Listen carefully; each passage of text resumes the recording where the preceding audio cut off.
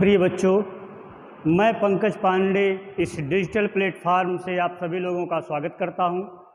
बच्चों, आज मैं हिंदी आरोह भाग 1 का जो गद्य का दूसरा पाठ मियां नसीरुद्दीन है, इसके विषय में हम बात करेंगे।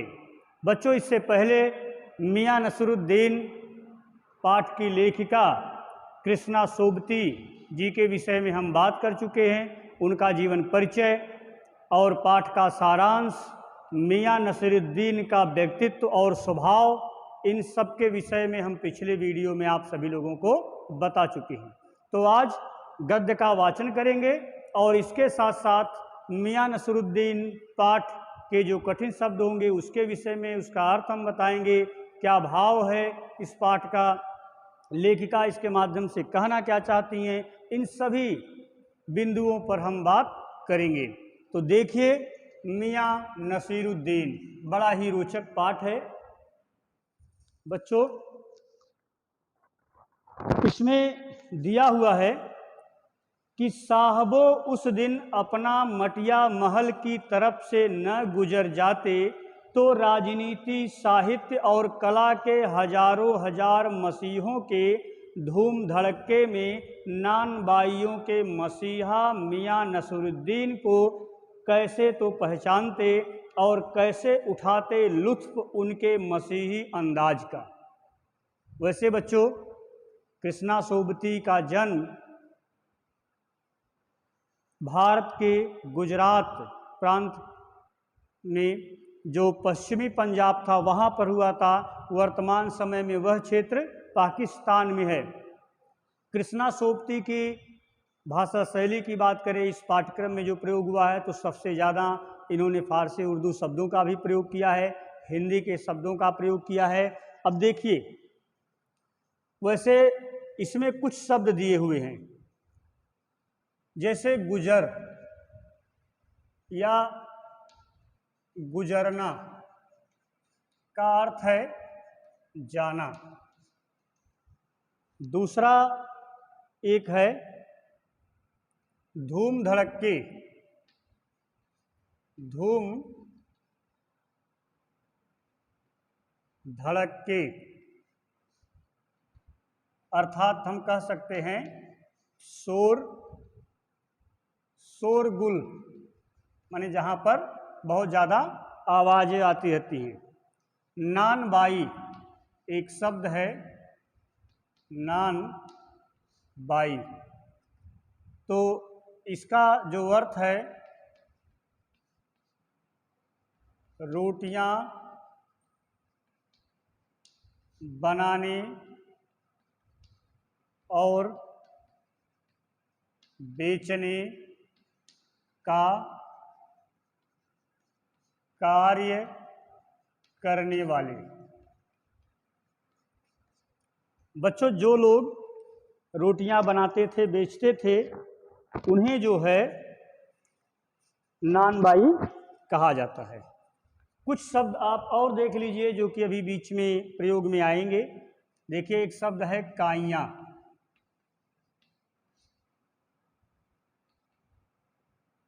काइयां का अर्थ है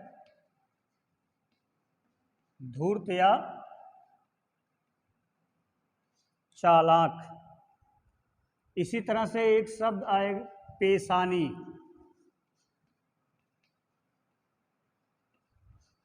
माथा या इसी को मस्तक कहते हैं। एक शब्द और है अखबार नवीस, का मतलब है पत्रकार। इसी प्रकार खुराफात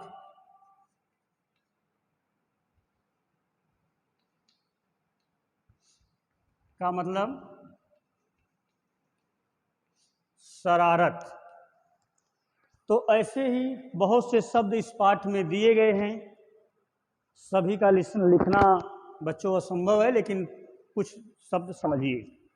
तो इस पाठ के विषय में हम बच्चों आपको बता दें कि एक दिन लेखिका कृष्णा सोबती दिल्ली में जामा मस्जिद के पीछे एक मोहल्ला है जिस मोहल्ले का नाम था गढ़ैया मोहल्ला, और उस गढ़ैया मोहल्ले के आसपास हल्का अंधेरा है क्योंकि गलियां बड़ी सकरी हैं। वहाँ पर बहुत सी ऐसी दुकानें हैं जहाँ पर लोग रोटियां बनाने और बेचने का काम करते हैं, मतलब नानबाई का काम करते हैं।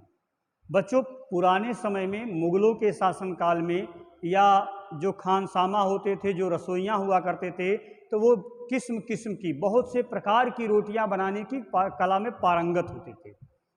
तो यहाँ पर लेखिका कृष्णा सोबती जब जामा मस्जिद के पीछे गढ़ैया मोहल्ले के पास पहुँचती हैं तो वहाँ बहुत से नानबाई अर्थात रोटियां बनाने और बेचने वालों की दुकानें थी, नानबाइयों की दुकानें थी। वहाँ पर अंधेरा अधिक था। एक दुकान पर जा कर के लेखिका खड़ी होती हैं और वहाँ जो जिनकी दुकान थी उनका नाम था मियाँ नसीरुद्दीन। उनका नाम क्या था? मियाँ नसीरुद्दीन उनका नाम था। वह भी रोटियां बनाने और बेचने का कार्य करती थी। लेखिका जब उनके सामने पहुंचती हैं तो मियाँ नसीरुद्दीन किस स्वभाव के हैं, किस प्रकार से बात करते हैं, उनकी वेशभूषा कैसी है, कैसा उनका रहन सहन है, इन सब के विषय में बड़ा ही सुंदर चित्रण लेखिका ने इस पाठ में किया है।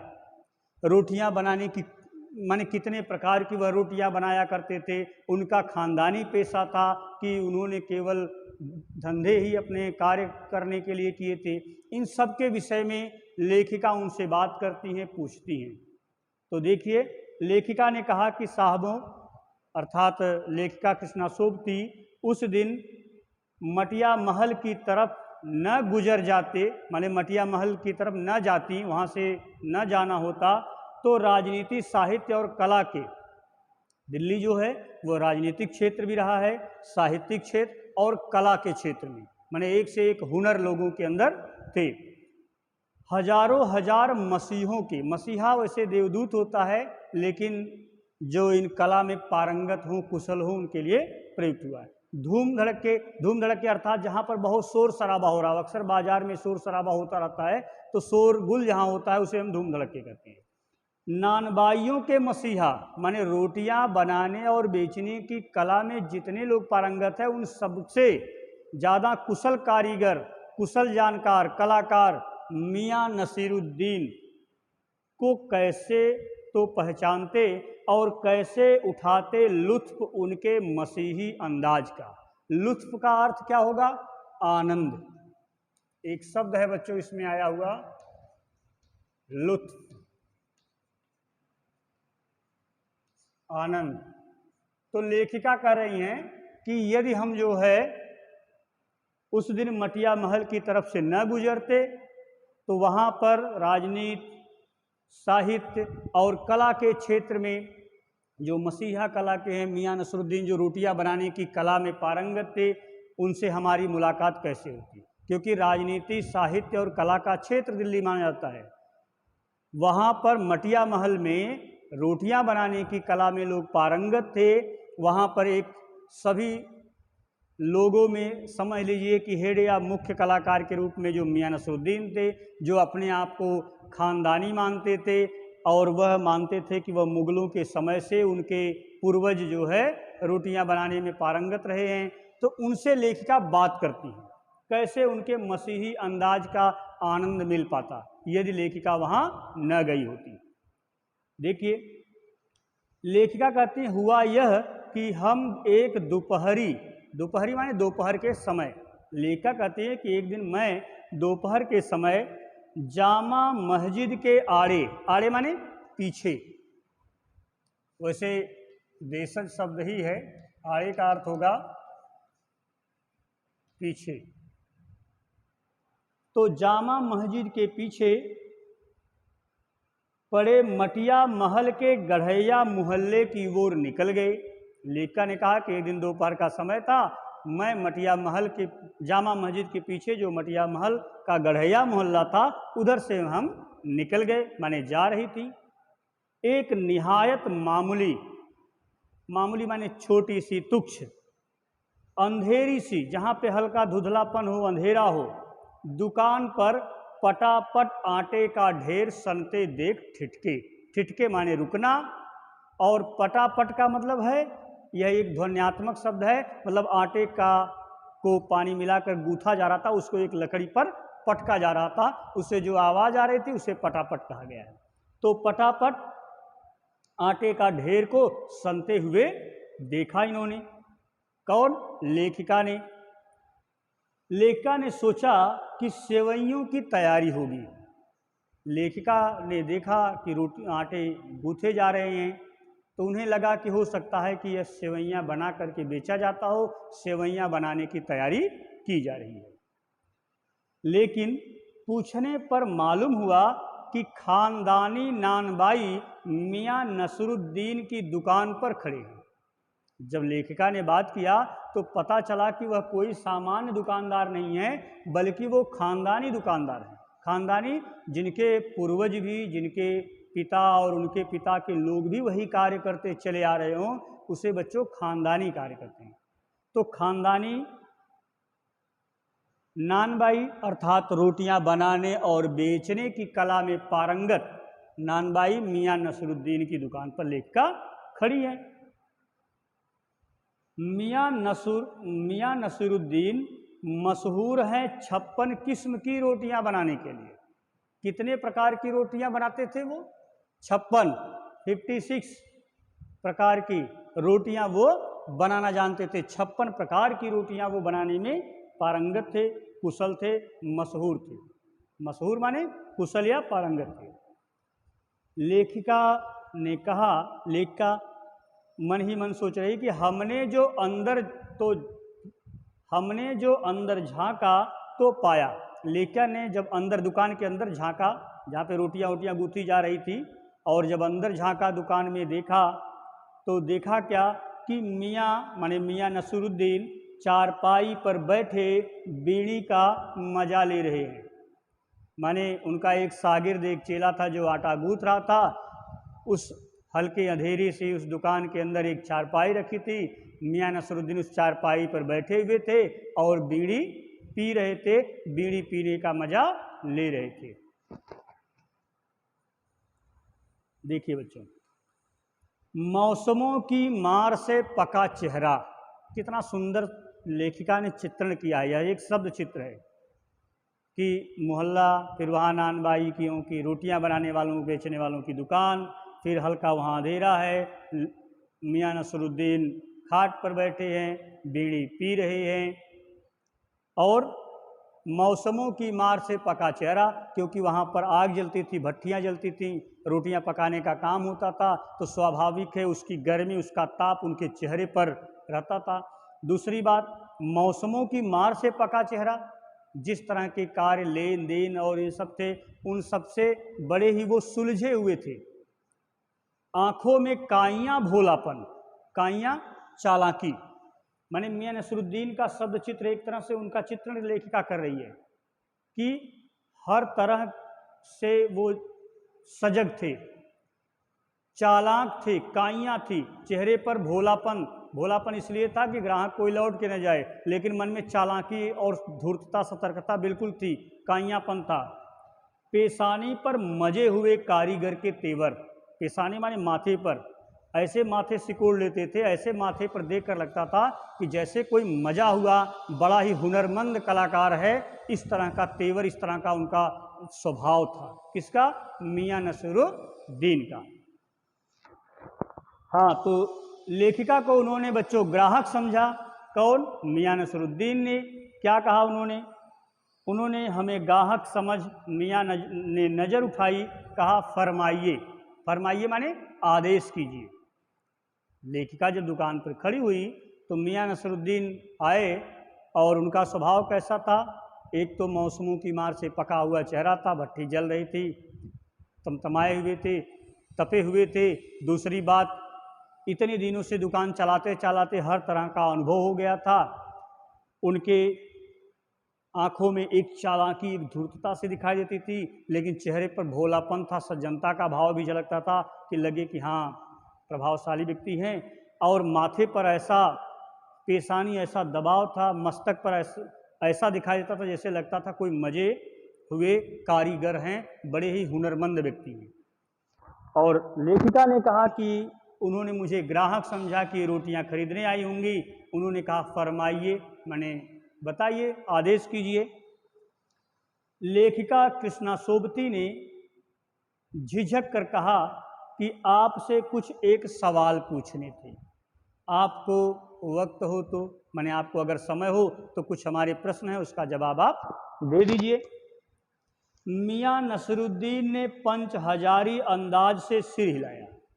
अब देखिए बच्चों, एक शब्द आया है पंच हजारी अंदाज। चलिए यहां देख लीजिए,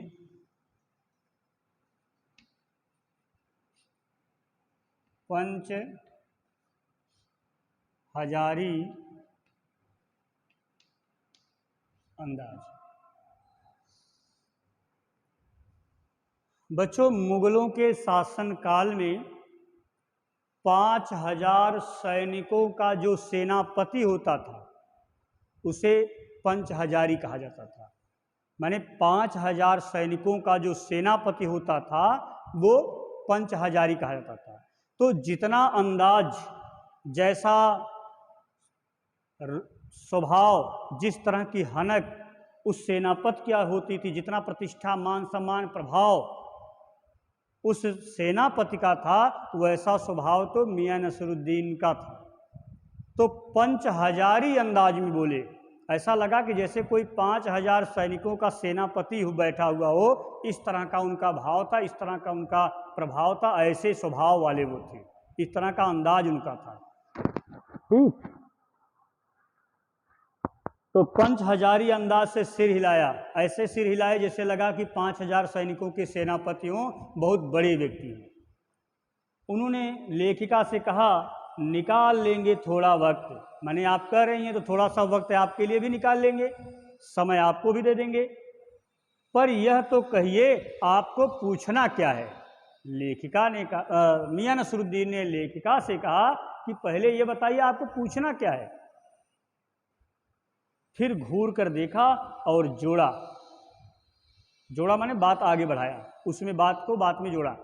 पहले घूरने लगे लेखिका को, फिर मियां नसरुद्दीन बात को आगे बढ़ाते हुए कहे कहीं अखबार नवीस तो नहीं हो।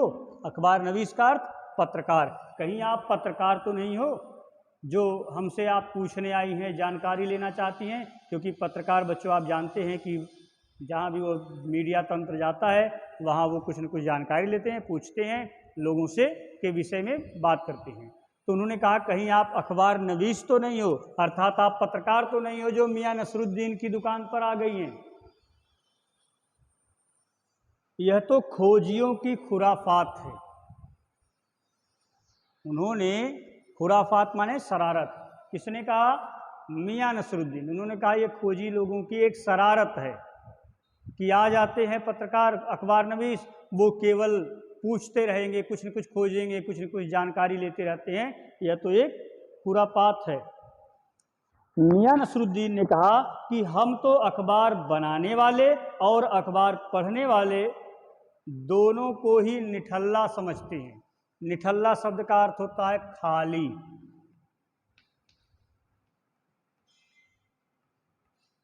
वैसे बच्चों निठल्ला शब्द का अर्थ खाली, या हम कह सकते हैं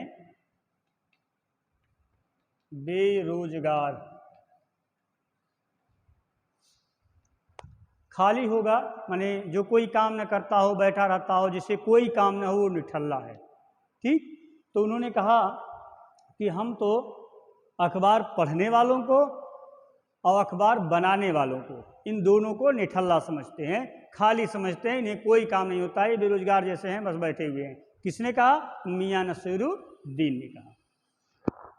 हाँ, उन्होंने कहा कि हाँ, कामकाजी आदमी को इससे क्या काम है। कामकाजी मतलब जो काम करने वाले लोग हैं, जो काम करते रहते हैं, हमेशा अपने कार्य में व्यस्त रहते हैं, उन्हें इस तरह से पूछने और अखबार पढ़ने, अखबार बनाने से क्या काम है।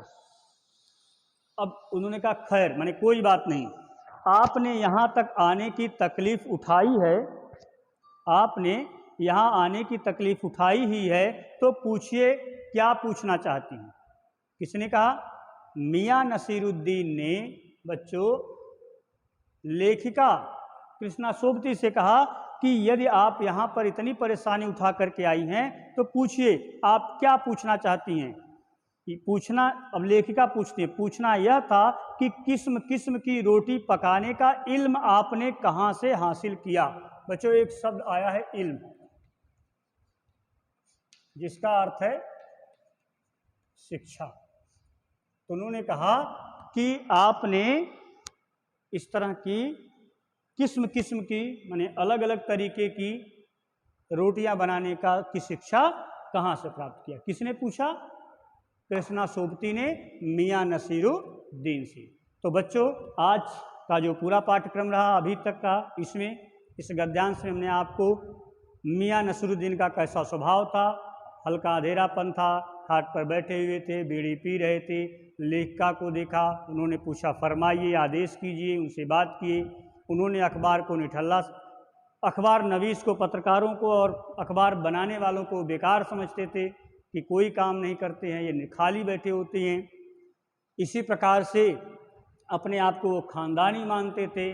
उनका स्वभाव रौब इस तरह का था जैसे पंच हजारी अर्थात सेनापतियों का होता है। तो इस तरह के उनके स्वभाव, उनके वेशभूषा, उनके रहन सहन, किस तरह का कार्य था, इन सब का सुंदर चित्रण लेखिका ने किया है। इसके आगे के गद्यांश में बच्चों हम फिर आपको बताएंगे। आप इन कुछ कठिन शब्दों के अर्थ अपनी कॉपी में जरूर लिखेंगे और इससे संबंधित प्रश्न हम भेजेंगे। तो धन्यवाद बच्चों।